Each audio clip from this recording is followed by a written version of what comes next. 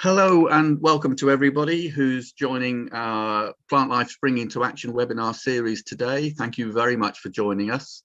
We're just going to allow a few seconds for everybody else to join us this morning. My name's Alistair Morley. I'm Head of Important Plant Areas and Advice for Plantlife, and I'm just going to introduce the webinar this morning. Before I do that, just give you a little bit of housekeeping, just to let everybody know that the session will be recorded and it will be available on YouTube in the next few days, next week or two, and we can provide a link to that for anybody who's not able to see the full thing or wants to revisit it. For anybody who's got any problems, then technical problems or anything like that, Becky James, who's one of our Plantlife colleagues, is there in the background. If you can put any problems or questions you've got in the chat function at the bottom, then Becky will try and sort those for you if there's anything at all. The webinar is going to last about an hour or so, up to about 12 o'clock. We're hoping that we'll have 10 minutes or so at the end for any questions, or as many questions as we can possibly manage. If you can put your questions in the Q&A section on the bottom of your screen, that would be very useful. I will collate those and I'll ask our speakers as many of those as we can manage at the end, and we will answer as many as we can, but obviously we quite possibly won't be able to get round to absolutely everybody. So I think that's it. As we go on, we'll be putting some links into for other information into the Q&A as well, so there will be more information there. I just now really want to introduce the two speakers. So Dave Lamacraft, who works at Plantlife, he's our lower plant champion. Dave's based up in North Wales, but has worked right across the UK, Scotland, Wales, England, North, South, East and West. Got huge experience, and he's going to be our main speaker today. And we've also got very welcome and pleased to have Demelza Hyde from the National Trust from Lidford Gorge, who's going to give us a little bit of an insight into the work that she's been doing in terms of ash dieback. So really, without much more ado, I'm going to hand you over to Dave, who's fundamentally going to tell us why ash dieback is a problem, particularly for temperate rainforest lichens, and as important to that, what we can do about it. So thanks very much, Dave. Over to you. Thanks, Al, and hi everyone. So yeah, I'm going to talk about essentially give you a bit of background really on why ash dieback is such a problem for lichens, and then importantly what we can do about it. So to start with, just do a bit of background. So what lichens grow where? They're not kind of like, they don't just grow randomly around the country. They're very particular to certain conditions, and some of the key things that determine what grows where are the climate and the microclimate, especially things like light and temperature and humidity. So you'll get different species growing in the rainforest in the west of Britain than you do in the east, in the dry grasses of the Brecks, for example. Then what they grow on is really important. They're really fussy about what they grow on, and this is around the chemistry of the tree bark or the rock or the soil, along with the texture and the porosity, so kind of things that determine how much water the bark might hold or the rock might hold. And then kind of broader environmental things like nutrients especially. So you'll get naturally occurring nutrients like bird droppings in seabird colonies. So you get particular communities of lichens that are associated with these kind of naturally occurring nutrient-rich environments. There's also the kind of artificial nutrient-rich environments around sort of manure and that kind of thing. Things like salinity, salt spray especially, you get whole communities of lichens growing on the seashores because they're adapted to cope with that high level of salinity. And then air pollution has had a major impact on what lichens grow where across the British Isles since the Industrial Revolution. So sulfur dioxide in particular, and more latterly nitrogen, ammonia and nitrogen oxide. So basically, lichens have very particular requirements. The more specialist species, the rarer species, have really particular requirements. They're really fussy. And this is often around pH and nutrients. So an intolerance of nutrients, basically. So ammonia, for example, ammonia pollution is toxic to some lichen species. So that's a bit of background, which hopefully gives a bit of context around the ash dieback issue. The other important bit of context is around elm trees and Dutch elm disease. So that picture top left there looks like it's from my kind of childhood, and I'm just about a little bit too young to really have appreciated the massive loss of elm trees through the 1970s.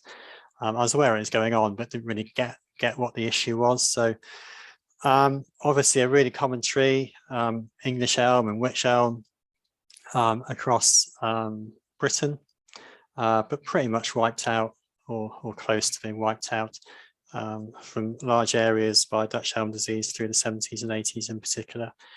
And elm trees had, still have, where they survive, some really specialist lichen species, really specialist to elm trees, such as the orange fruited elm lichen at the top right there. So the orange fruited elm lichen is probably the classic elm species. The really particular requirements, obviously really liked the elm bark, quite sensitive to pollution, but really kind of likes that chemistry and the moisture retentive properties of the elm trees. The map on the right here is data from the British Lichen Society from Britain and Ireland, and it's 10 kilometre squares, grid squares. The pale green are records up to 1959, the blue are records from 1960 through to 99, and the red dots, red squares, are post-2000 records. So that really shows how widespread it used to be. Now, the decline was kind of underway, probably partly as a result of the first earlier episodes of Dutch elm disease, but also it's taken a hit from air pollution. So that decline was probably underway up to the 1970s, but it really got going in the 70s and 80s through the loss of elm to Dutch elm disease. And now it's an incredibly rare lichen. And it's a similar story with eagle's claws lichen. So again, you can see the map on the right there, a massive contraction in its range. This is also really sensitive to air pollution. So air pollution has played into that decline as well. But again, the loss of elms has been a major factor in the decline of that species.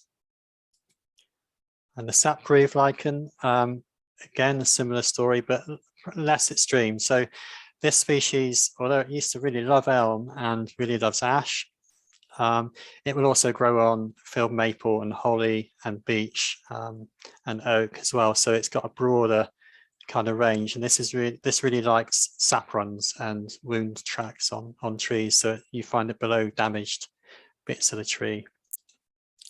And the fragrant jelly lichen often grows with the sap groove lichen in the same niche, but it's a magnitude rarer. Always has been, but again, really hit by the loss of elms. And then the elm dialecta, so the clues in the name there, used to be, well, it's always quite rare in Britain, but it was an elm tree specialist. It's now pretty much gone from elm trees, and it's mostly found on limestone, on rock. And that's, again, relates back to that chemistry and porosity type of thing. So with elm trees having bark up around pH 7, it's not really being able to switch onto other trees, not even ash. So it's only now found on limestone. This is an unassuming little wych elm up in the Lake District. This photo was taken just a couple of years ago. It's right next to a really busy footpath next to Ullswater. It's pretty much hollow, that trunk. It's used as a wee stop by walkers. Yet this little tree is one of the most important trees for lichens in Britain, and gives you a little taste of perhaps what it used to be like when elms were much commoner. So this tree has the orange fruited elm lichen, it has the sap groove lichen, and the fragrant jelly lichen, all growing on the inside of the trunk there on the bare wood. It also has some of the Labarion lichens, the lungwort community lichens growing on it, and other really rare species that are specialists on ash as well as elm, like Ramonia nigra. So a really important tree, this, and just a kind of a window into the history of elm tree lichens in Britain. So why is or was elm so important for these lichens? Well, I mentioned it just now. A lot of it's around the bark. Well, it's essentially about the bark, and it's to do with the pH of the bark. It's got very alkaline bark, up around pH 7. The bark is rough textured and water retentive. It's a big tree, it's long lived, and it was widespread. So there's a lot of them about, and it has this tendency to acquire wounds, and you get these kind of interesting little niches for specialist species like the sap groove lichen, where the tree might lose a limb, and you get a sort of nutrient run down the trunk.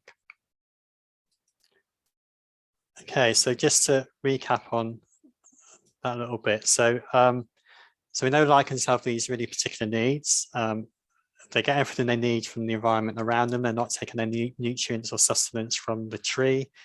They're very dependent on rain and a lack of air pollution, basically.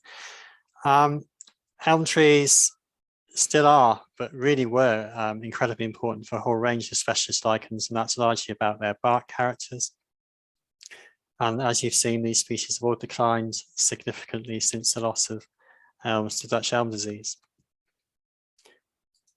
Okay, so moving on to ash. So ash, I mean, to me, it's probably my favourite tree, actually, although that elm at Ullswater is a bit of a favourite. But ash, just such a significant tree in British woodlands and across the British landscape. It's a real key tree in the rainforest zones in the west of Britain. This photo here is from the west of Scotland, and you can see the kind of shaggy appearance of all the branches on the tree there. That's because they're all draped in tree lungwort lichen, Lobelia pulmonaria. So it's an incredibly important tree for lichens. A couple of maps here. So again, these are 10-kilometre grid squares, and the map on the left, the darker the red colour, the more species there are on ash trees in those squares. You can see there's a lot of orange, red and dark red. So the dark red colour, you've got between 46 and 155 different species growing on ash trees within that 10-kilometre square. So it gives you just a kind of picture really of how important ash is across Britain, although I'm not quite sure why Northern Ireland's missing from that map. And the map on the right, so this is a subset of the map on the left. So this is just the really threatened species, those that are critically endangered and endangered, vulnerable or near threatened on the British Red List, and those species for which Britain has an international responsibility for their global conservation. So we have internationally significant proportions of their populations. And you can see again, within that distribution on the left, a lot of that area has really threatened rare species. And this includes, importantly, many former elm specialist species. So why is ash so important for lichens? Well, similar to the elm, really, it's a big tree, common and long-lived, so it's a significant tree across the British landscape. The bark has a relatively high pH, rarely as high as elm, and it can be quite acidic, but it's generally around sort of 5, 6. And it has similar characteristics in the bark and its kind of texture and its moisture retentive properties. And it also has this kind of poor resistance to fungal damage, so it provides niches for specialist species like the sap groove lichen and similar. So, the estimates were around 80% loss of ash across Britain. So what are the implications of that loss of ash for lichens? Well, I think perhaps, I was going to say most significant, it's probably not most significant, but it's pretty much, it's up there. So it became the next best tree for a lot of these former elm specialists. So these elm specialist species were already under the cosh from the loss of elm, and now they're coming under another cosh for the loss of ash. Ash is also really important for a whole range of other threatened species and communities. So the base-rich bark woodland community, the lungwort lichen community in particular. Many of these species have really particular requirements that are provided by things like the chemistry of the bark and the moisture retentive properties and what have you. Then less direct, we have just the impact on the loss of a major woodland canopy tree in our woodlands. So the way that would impact on things like humidity and the microclimates within our rainforests, for example. So overall, the impact is likely to be incredibly significant. Okay, so what can we do about it? This is the important bit, I think. So we've been funded by both Natural England and Natural Resources Wales to undertake some work in the past few years, undertaking the review of kind of like the threat to various species of ash dieback, and also to start looking into ways in which people can manage sites to mitigate the impact of the loss of ash on these lichens. As I said, we undertook it became a pretty hefty document, this big review document that we undertook for Natural England, but we've distilled that into some guidance for site managers, which we've just published for England on the website. And Becky will be putting some links into the chat later on where you can access this guidance. The Welsh one is just going through translation at the moment, and that will be available fairly soon, hopefully. Again, in the same place as this. So the link will work. And this kind of looked at which species were most at threat. So we have things like the intricate specklebelly lichen at the top left there, which is found in the ashwood up in Cumbria, the fringed shield lichen top right, the fragrant jelly lichen bottom right, which you've met already, and the shy cross your heart lichen to the bottom left there. And as I've mentioned a couple of times, also this community of lichens that like space-rich bark in the woodlands. So this is one of our key rainforest communities, the Labarion community, base-rich bark and also base-rich rock in sheltered, well-lit sites. So the UK is internationally important for many of the species that form this community. And this community has already been declining or is threatened in much of Great Britain by habitat loss and fragmentation, also declining habitat quality, whether that's invasive species like rhododendron or changes in grazing levels, and by air pollution. So ash dieback adds another threat on top of these threats that are already there. And we looked at, you start thinking about, okay, how do you kind of start to work out what the risk is on different sites? And we came up with this kind of this sort of risk level idea. And so a site with no ash or very little ash is going to be of limited risk. So you probably don't need to worry too much about things. You can carry on managing the site well for lichens and bryophytes, or for whatever other interest you might have there. But as soon as you get ash as a significant component of your woodland, even if there are other tree species present and there's lichen interest on that ash, but alongside other tree species, then your risk is slightly higher, but it's still relatively low because you've got a whole load of other tree species present and your lichen interest is spread across oak as well as ash. So not quite such a high risk, but you can still do things to mitigate the impact of the loss of ash. So continue to manage the site to promote the general lichen interest, and then follow a set of simple steps, which I'll come on to shortly. As soon as you're into sites where ash is either more prevalent or where it's much more important for the lichen interest, you're into much higher levels of risk, and you start to need to think about other considerations around kind of plugging the gap of the loss that the loss of ash will create. And obviously, if you're talking about an ashwood that's 90% ash, then that needs a lot more thought, and the risk is incredibly high. So in terms of the, sorry about the text heavy slide here, it's just it's one of the pages from the guidance document. I won't spend too long going through this, but as a kind of starting point, then ensuring that the management of a site is along the right lines for what the lichens need in general, will basically give the lichens a much better chance of adapting to the changes that are going to come about through the loss of ash. So it's about getting your site in as good a condition as possible to start with. Retaining ash trees as long as you can, so leaving infected trees to die naturally where appropriate. So that's important both for the lichens, but also in terms of any evolving tolerance to ash dieback. Obviously, there'll be health and safety considerations, and in those cases, we'd advise thinking about ways in which you can leave as much of the trunk standing as you can. I'll go on to talk about this again shortly. Leaving dead wood in situ is a good thing, but please don't stack it against the tree because that can damage the tree and also any lichens that are on it.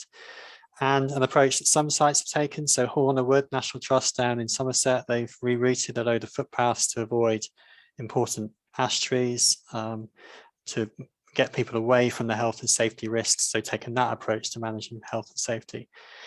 And when it comes to these higher risk scenarios where you've got a lot of ash or you've got a lot of species that are important on ash, and it's really around thinking about what other possible habitats, alternative host trees and rocks you have around and managing around those to create the right conditions. So tree planting will always be a medium to long-term solution. And a big problem is going to be the short term, what we do in the short term. And there are, so we need to work with what we've got on the site already to start thinking about the short term before we start thinking more long-term planning for that kind of plugging in the gap in the canopy and all that kind of stuff through tree planting. Tree planting, if you've got a wood that's 90% ash, then you're going to have to start thinking about tree planting ASAP as well. But you can think about what kind of species you plant to make sure you plant rapidly maturing species like hazel and sallow, as well as the longer term canopy forming species like oak. So in terms of the right conditions, a lot of this is around managing light levels, not just in the woodland, but also in parkland scenarios too. And generally the best long-term way to do this is through managing grazing levels. That's not always possible, obviously. You can do it with thinning works and glade creation, that kind of thing. But generally speaking, getting your grazing right so you have pulses of regeneration, but generally maintain open, well-lit conditions. That's this photo basically demonstrates the kind of conditions that are ideal for our woodland lichens. Note the high proportion of ash in this photo. So this illustrates the issue quite well, really. It's a fence dividing two parts of what was the same site. On the left, you've got a lot of ivy, holly coming in, bramble. A lot of the trees are covered in ivy. The woodland floor is covered in ivy. Generally not a very good site for bryophytes, mosses, liverworts or lichens anymore.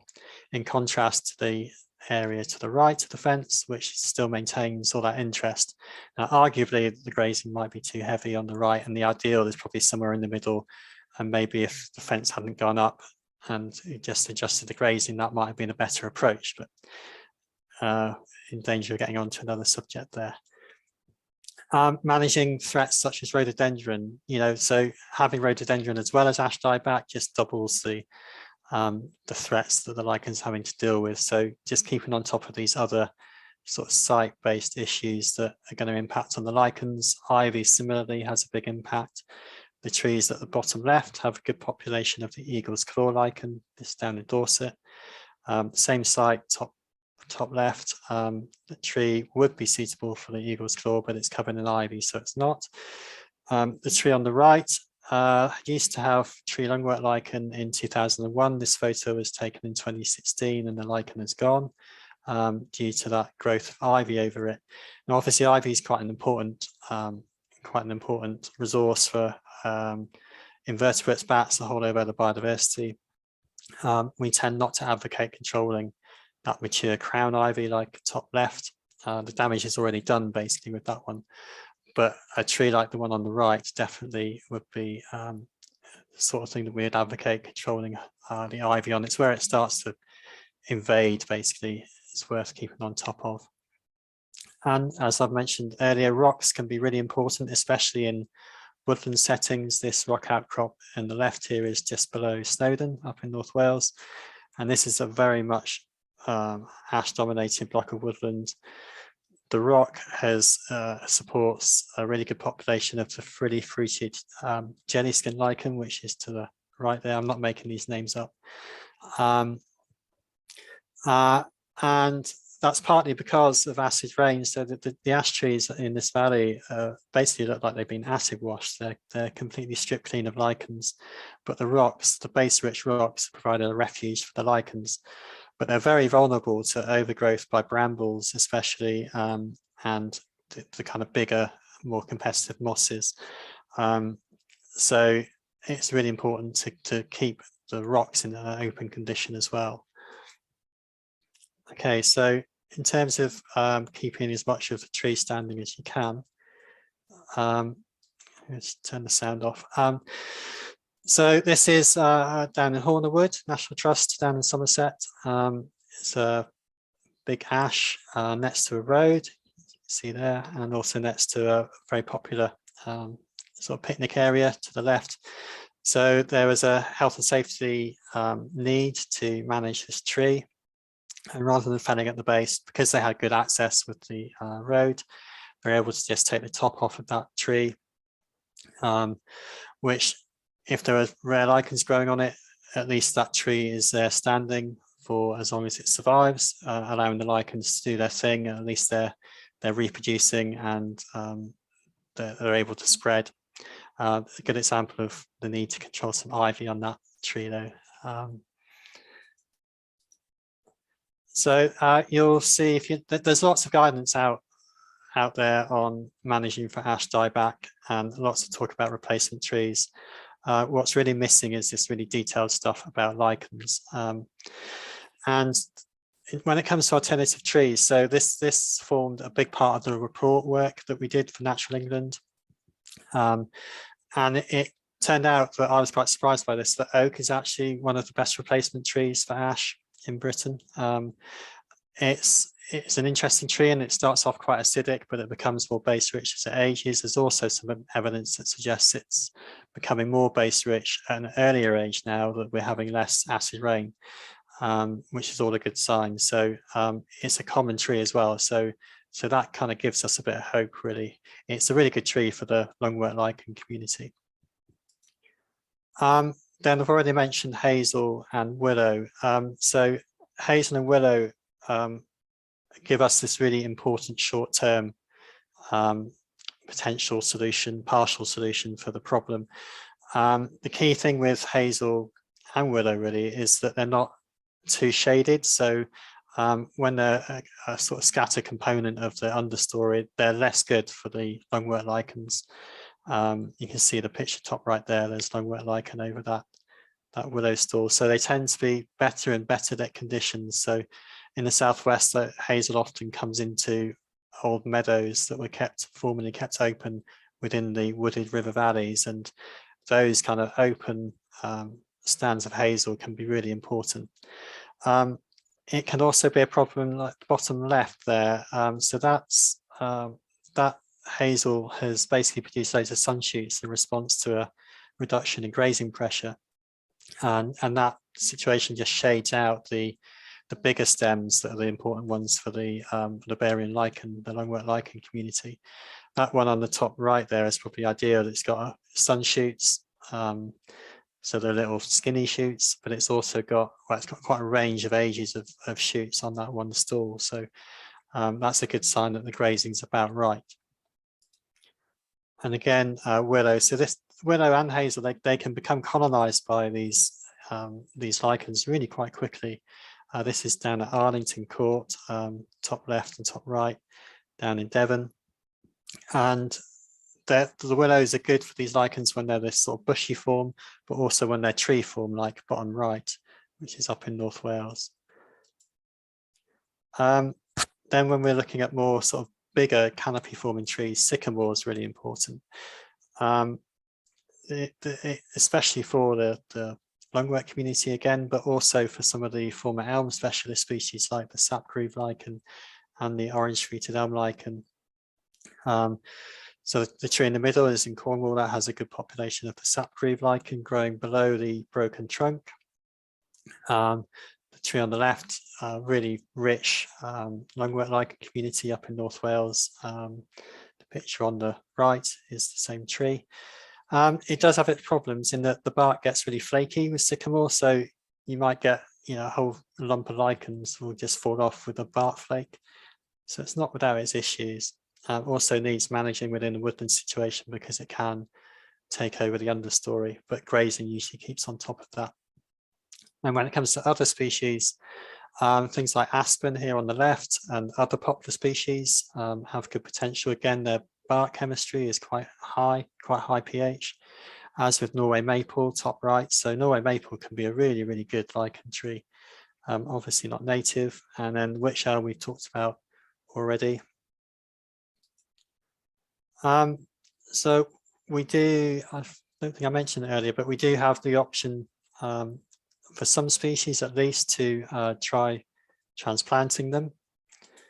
And this is an ash tree that blew down in the summer gale a couple of years ago up in North Wales.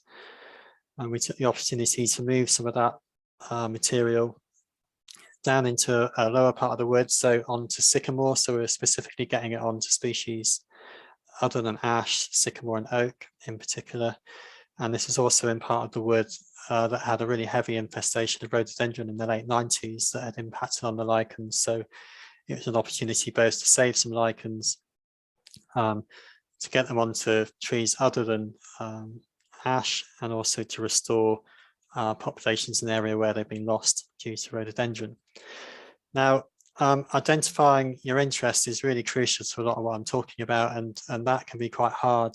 We do have a number of tools that you could use to look at that though. So we have this tool called the Rapid Woodland Assessment, which we developed as a means for site managers to assess the potential value of their wood for lichens and bryophytes too, and look at some of the issues. That's also been used by volunteers to go surveying woods just around a wider kind of area. So it's not just been used by kind of site managers. We produced a load of identification guides aimed at the beginner, aimed at that kind of entry level to help you identify some of the key species. You might be lucky enough to have survey reports. Survey reports will detail the interest, but they'll also give you indications as to what some of the management issues might be. And more latterly, most survey reports will deal with ash dieback specifically. Yeah, and on the subject of reports, you might be in a position to commission them, in which case you can specify that the surveyor will look at ash dieback. And the NBN Atlas provides you a whole load of information. The British Lichen Society and the British Biological Society both upload their data to the NBN regularly, so it's an amazing source of information. And this is really useful in honing in on the important areas on the site. So this is Horner Wood in Somerset. We were funded by Natural England to undertake this piece of work to look at how they might manage to mitigate the impacts of ash dieback on the site. And using the data from various reports, I basically prioritized the species according to the proportion of the population that were on ash trees at Horner. So priority 1 only on ash trees. And it's interesting, there are only a couple of species, 4 species that were only on ash in the whole of the site. So most species are on other species of tree too, like hazel and oak. So priority 2 is where there are about half, 2/3 of the population on ash, and then priority 3 where less than 50% of the populations were on ash. So this really, they manage all the woodland you can see on that map is pretty much managed by National Trust. And on the face of it, you might think, oh, blimey, ash dieback, lichens, we need to kind of manage the whole wood. But actually, the interest is really localized into these sort of river, right down in the bottom of the valley along the river.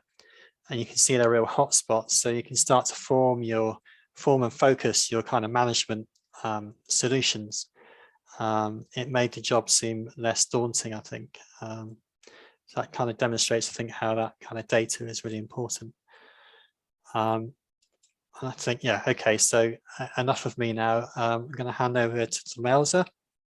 So it's been great working with Demelza on this work, and Demelza is going to tell you all about putting this theory into practice. Okay, I'll shut up. Thanks, Dave. Well, today I was going to talk to you about lichens at Lidford and how ash dieback has started to affect our site, and putting into practice the theory kind of that Dave's talked about, and also what I've learned over the last year. So yeah, it all started from something that we found that was special on the site to changing our management practices for the future. Next slide, please, Dave. So just to give you a bit of background, Lidford Gorge is a site of special scientific interest on Dartmoor. We're right on the edges of Dartmoor. We have over 80,000 visitors a year, and it is amazing visitor attraction that people come miles to come and see. The site itself is mainly a semi-natural ancient woodland, but more importantly, we now know that it's actually a temperate rainforest. The site has a number of important features for geology, geomorphological interests such as river capture and gorge formation, and also is a good example of ancient oak hazel woodland. But the site is extremely steep. We have very little vehicle access, so it presents sort of many challenges really. But now we also realise that the site is important for its lichens and its biophytes. Although this was briefly mentioned in the SSSI citation, actually there was a lack of understanding about the importance of these, and this has only really come to light recently. The site itself is about 120 acres. It's long and linear. It has a number of permissive paths, and it's what we call a pay to enter site.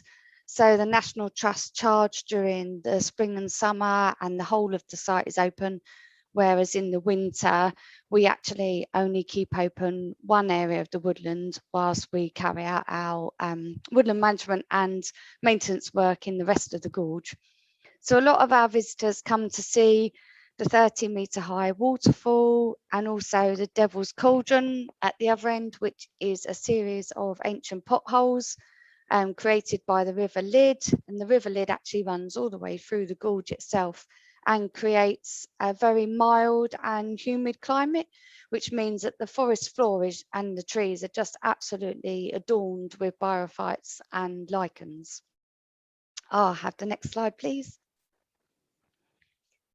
So it all started a few years ago with tree lungworts. So I come from a place of knowing nothing about lichens until just recently. Now I know a little tiny bit, thanks to Plantlife and Dave. So during the winter of 2019-20, we had a few ash trees to fell in one localised area as part of our tree safety management works. And these were trees that were identified to be a health and safety risk to visitors, so we had to take them out.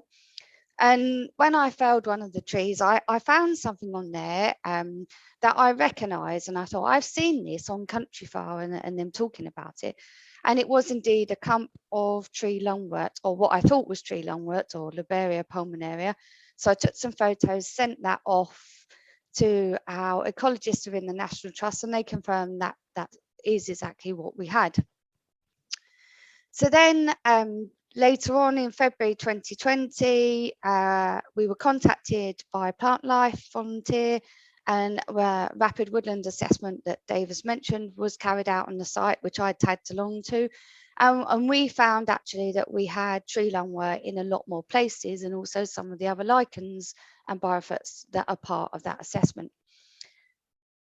So the interest started to grow, my passion for it started to be ignited, and at this time we also had a lot of interest from some members from the British Lichen Society, and we started facing some challenge around why we had felled some of our ash trees in the area we started with, and you know, that was we aware that we actually had some important lichens on the site and we should be trying to mitigate the impacts of that. So really, that challenge meant that we started to have a bit more detailed look. And then in March 2020, members of the British Lichen Society came out and surveyed this small area and found lots of lichens, but also found some important lichens. And so it meant that we really needed to start thinking about what we was doing and the impact of ash dieback from that perspective. I'll have the next slide, please. So because we have a high number of visitors to the sites, people pay to come to the site, we don't have any public footpaths, we have a responsibility for their safety. So each year in the summer months, so particularly June, July, we survey our ash trees because that's the best time to identify whether they have got ash dieback and to what effect it is affecting the canopy. And we also survey our other trees on the site in the autumn months, and how often they're surveyed depends on the amount of people that stay within that area or near those trees and the associated risks with that. So that creates a list of trees that we need to either fell or to carry out safety work. So things like crown reduction or monolithing, which Dave talked about. And last summer, we actually went from having about 60 trees the previous year to having at least 320 to fell, that we identified, that if not more than that. And so a few years ago, we only had a couple of trees to then go into 320. Last year was our worst year for ash dieback, and our estimates are that this is going to continue for another couple of years. So during the previous winter, last winter, when we felled these 60 ash trees, I was finding more and more of these lichens, the tree lungwort particularly on those felled trees, and also lots of lichens that I couldn't identify. I just knew it was a lichen. So this basically drove me to kind of needing to find out more, learn how to identify at least the lichen communities, and have an awareness of kind of how to identify them and what we can do and how we can protect them or try to mitigate the potential loss from ash dieback going forward. So with the help of Plantlife, I learned a little bit about lichens. I've learned something about temperate rainforests and their management, and I decided we needed to act and try to actually get this sorted. The problem is, as Dave mentioned, you need to know your data and know your site.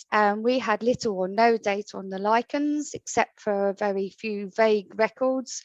So without that data, it's difficult to work out what species of lichens we had present, where they were in the gorge, what population we had, more importantly, what tree species they were growing on, and thus the potential impact of ash dieback and our felling operations.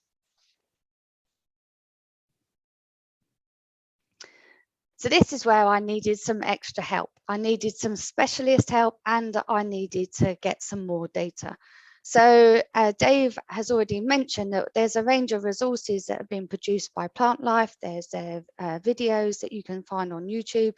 There's the PDF that Dave mentioned, and I did the temperate rainforest training. It all helped me to frame some ideas for the site. But I asked Dave for some extra advice because I was conscious that maybe we had something that was important and we needed to be aware of. So Dave suggested that I carry out a very basic survey, particularly focused on the areas of the gorge where we were completing our felling works this winter now. And he asked me to focus on the Liberian lichens, and the ones on the screen on the slide are the ones that he asked me to look out for.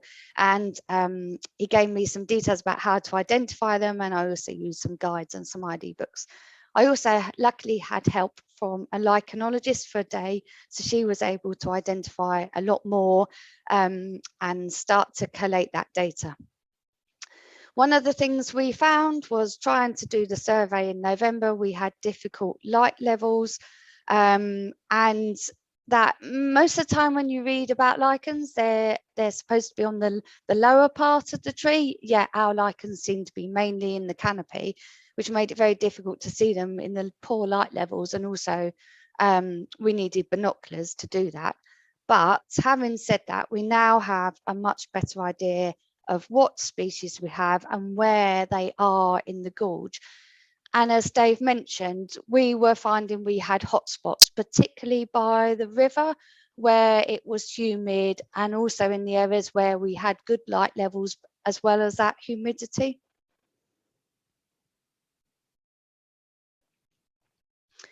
So once we had some better data, some better informations, there was various discussions with Dave, and also I organised a site meeting with our head of nature conservation from the National Trust. Dave came along, and also our National Trees and Woodlands Advisor, who deals particularly around woodland management and the safety aspects and ash dieback.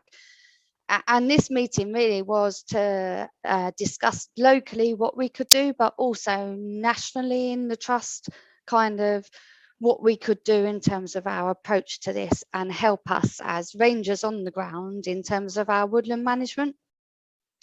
So as part of this work, we created an action plan based on this advice. We had a series of recommendations for each of the areas of importance, particularly for the Liberian community is our focus at the moment, and focused on those areas where we're due to remove the majority of our ash. What this meant is I then carried out a review of the trees to be felled, and we've reduced the total number after looking at the health and safety aspect of this specifically. So originally we were thinking about trees that were within 2 tree lengths of a path or a building or a car park, but actually that was not really the way to look at it. We looked at each tree and questioned ourselves and challenged ourselves about, was it really a risk? Was it leaning away from the path, even if it was next to the path? Were there just a couple of branches over the path that we could deal with rather than the whole tree? Or was the actual tree far enough away that only the crown of it would land on the path, and therefore, whilst it might give someone a scratch or a minor injury, the risk level actually was low in comparison to what might be lost if we felled that tree.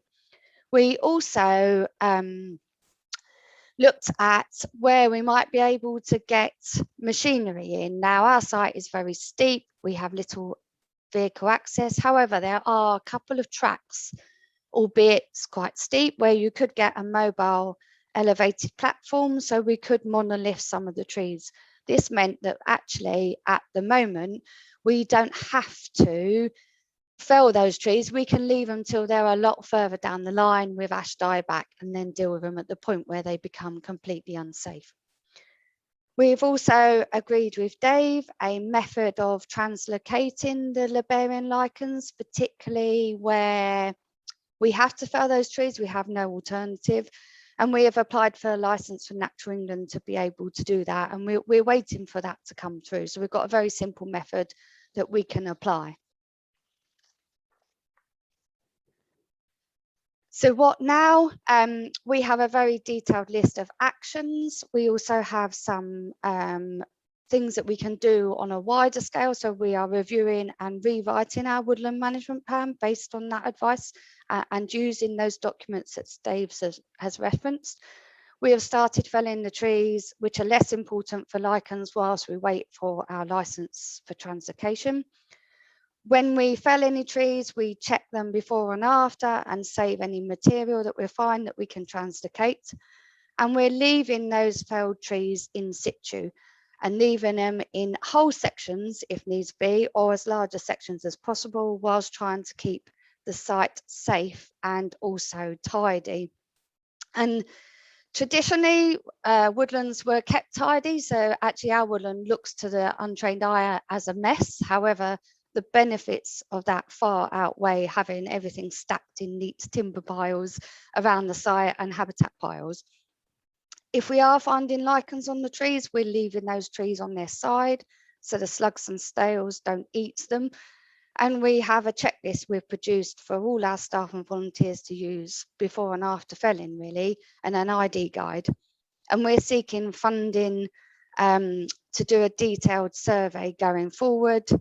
And we have started to map those important areas for the librarian community, and that's something we're going to progress. And we're starting to carry out some of the actions per area, which I'll talk to you about in a second. So the future, we are going to be looking at a formal translocation project and carrying out general monitoring where we are translocating using a basic technique around the rest of the site. We will be keeping sycamore in our woodland and favouring this in our important areas rather than removing it, which would have been our normal practice. We're controlling our beech and laurel around the saplings and ringbark in mature trees. We're trying to encourage a greater species diversity, particularly on the site we have wych elm, hazel and willow. And with that hazel, we are not going to be coppicing it, so it allows that short-term option for the lichens. And we're removing competing trees from around our oaks. We don't have a lot of mature trees because they fall over in high winds, but we are trying to improve conditions around them. And we're trying to retain our ash as long as possible. So we are closing off areas, we are limiting our access in some of the areas for staff. And where we do go in those areas, we're doing a risk assessment just to make sure it's safe.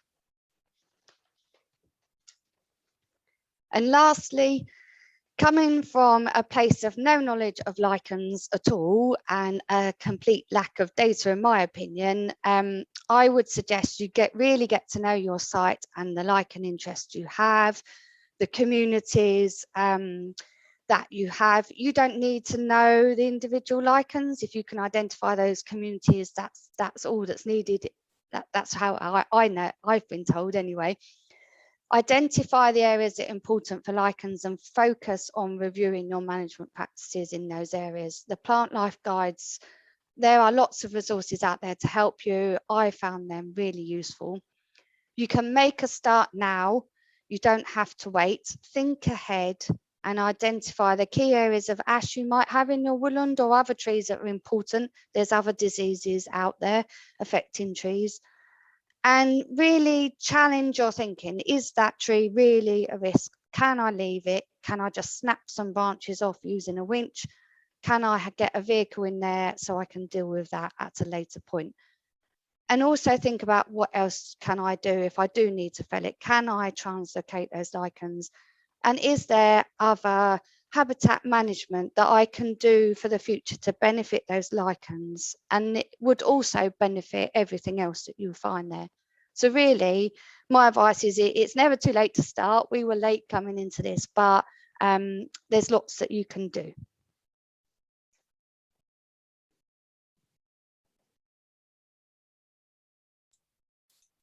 Okay, that's Demelza done, I think. Yeah. So yeah, that's amazing. Thanks, Demelza. It's been it's interesting because the guidance we produced was kind of largely theory, but working with Demelza and her colleagues at Hornerwood up in Somerset as well has really been a chance to kind of think about whether it works basically, and to kind of work through some of the issues and do some of the thinking on it. And it's been amazing that journey that Demelza's been on too. I'm really conscious of time, so I want to leave a bit of time for questions. We've got maybe 5 minutes. Yeah, thanks ever so much, Dave and Demelza. Lots of really interesting comments. Fantastic. We've got people on this webinar from England, Scotland, Wales, Northern Ireland and the Netherlands and elsewhere as well, I suspect. It's brilliant to see so much interest. Thank you so much for that. I will try and get through as many questions as possible. There's no way we're going to get through them all, but what we will do is we will have a record of all of those questions. We'll try and respond outside the webinar to any that we don't get to.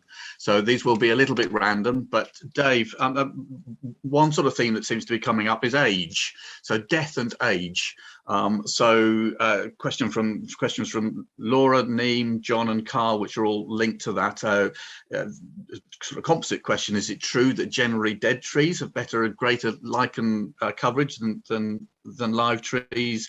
Does age matter in terms of lichens? And in what way does the chemistry change as trees start to die, and what effect does that have? All in about a minute, if you can do it, Dave. That's a challenge, right? Okay. Yeah, age is really important, but basically what happens with lichen communities is they change as the trees age. So you'll get, right from the beginning, you'll get pioneer lichen communities on twigs and on saplings. You like this ash photo here. You'll get trees at that kind of age where you get the Liberian community coming on, and those are trees to nest. And certainly with oak trees, you get this whole other community coming in when the bark gets really craggy. And then when the bark starts falling off, the tree starts dying, you get the bare wood, you get another community coming onto that bare wood. So it's kind of like a succession of communities as the tree ages. And I guess the important thing, young trees can be important. Older trees tend to have the rarer things, the more things of greater conservation significance. But the important thing is the tree's allowed to kind of go through its life naturally, as much as possible. Whether some of those questions were coming from the point whether ash dieback presents opportunities in terms of the things that like dead wood or bare wood, it's not really the case that ash wood is particularly good for lichens. It tends to be when the tree starts dying, it's oak trees and acid wood that is more important for those specialist lichens that like the dead trees. So we're not going to see a massive benefit from a load of dead ash in terms of lichens. Okay, thanks, Dave. There's another theme that was coming up with ivy, and just how you get the balance right in terms of and one example was given a site where there's a lot of big deer population, little regeneration of trees, but a lot of ivy on them, and what would the recommendation be there, and how do you get that balance right? So that's almost as bad a question as what's the right level of grazing. Deer can do a really good job in some woods, but a really bad job in others. The right amount of ivy. So ivy is increasing, no doubt about that. Also, no doubt it's good for other biodiversity, as I mentioned. And, I think leaving the crown ivy alone, the mature stuff is kind of okay. In many cases where you have got that really mature ivy, the deer will keep a browse line, and you'll have the lower trunk of the tree can still be quite good for the lichens as long as you've got that browse line there. But if you're seeing every tree covered in ivy, then to me that's way too much. I can't quite remember the number for some reason, but I have come across a number of trees within a given area that is okay, to be covered in ivy. I can try and dig that out if we can make a note of who was asking those questions. Yeah. I'll try and get a bit more info on that, but generally there's too much ivy from a lichen perspective in a lot of places. I mean, a lot of woods in England are just covered in this stuff. I'll probably get in trouble for saying that. No, not at all. Thanks, Dave. I'll ask you an easy-ish one, because we literally have only got a minute or two left.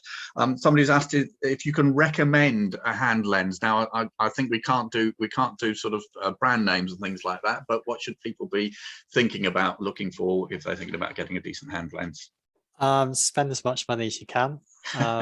It's like binoculars. You get more for your money, kind of thing. I think metal, good glass lenses, not plastic lenses. And if you can get one with a light, a way of illuminating, that makes a whole world of difference. Especially for those kind of tiny little species that like old oak trunks that grow in the crevices of oak bark. Having a light really helps you get to see those. Great. I think we're going to have to call it that for now, Dave and Demelza. Again, thank you so much. I now have my favourite new named lichen, which is the shy cross your heart, lichen. That's just wonderful. Again, thank you so much, everybody, for joining us. We will try and answer as many of the questions that were made outside the webinars. We have a record of all of those. I hope you've enjoyed it, and I hope you'll join some of our other Plantlife Spring into Action webinars that are still to come over the next week or so. Again, thank you very, very much, and enjoy the rest of the day. Thank you. Yeah, thanks, everyone.